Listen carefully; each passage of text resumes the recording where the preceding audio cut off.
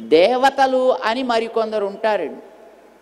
మన కంటికి కనిపించరు, కానీ మన చుట్టూ ఆవరించి ఉంటారు, మన బతుకుకి కారణం అవుతారు. వారికి తేజస్సు ప్రధానంగా ఉంటుంది. అందుకు వాళ్ళ శరీరాలని తేజస్ శరీరాలు అంటారు.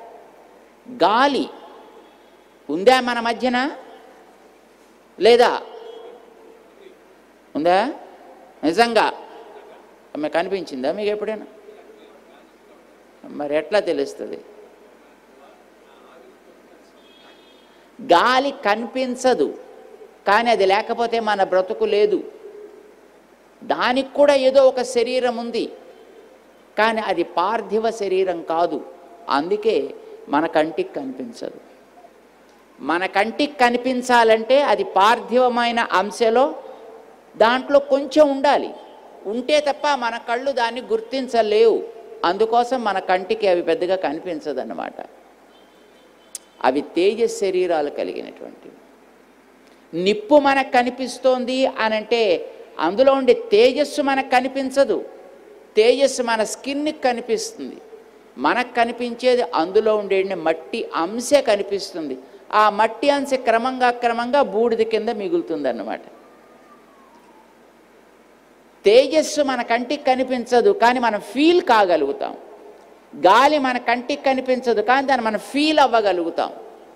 ఆకాశం మన కంటికి కనిపించదు, కానీ మనం దాన్ని ఫీల్ అవ్వగలుగుతాం. వినిపిస్తోంది కదా?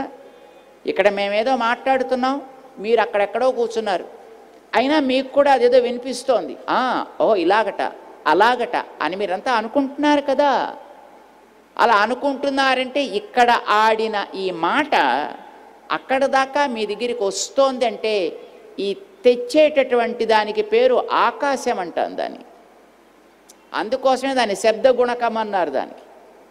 ఇక్కడ మాట అక్కడ దాకా తెచ్చి అది మీ లోపల చేరేటట్టు చేస్తే అది మీ లోపలికి వెళ్ళాక ఓహో ఇదా అని మీకు అనిపిస్తాం.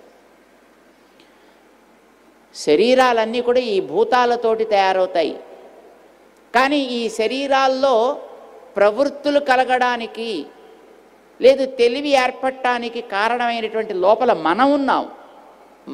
మనకి పేరు ఆత్మ అంటారు. అది ఉంటే శరీరం పనిచేస్తుందండి. అది ఉన్నప్పుడే ఈయన పురుషుడు, ఈయన స్త్రీ, ఈయన బాలుడు, ఈయన వృద్ధుడు అని అంటారు. ఆ లోపల ఉండేటటువంటి ఆత్మ అనేది పైకి వెడితే అది ఇక్కడ లేకపోతే బాలుడైనా వృద్ధుడైనా పురుషుడైనా స్త్రీ అయినా దానికి పేరు శరీరం అనరు, శవం అంటారు దాన్ని.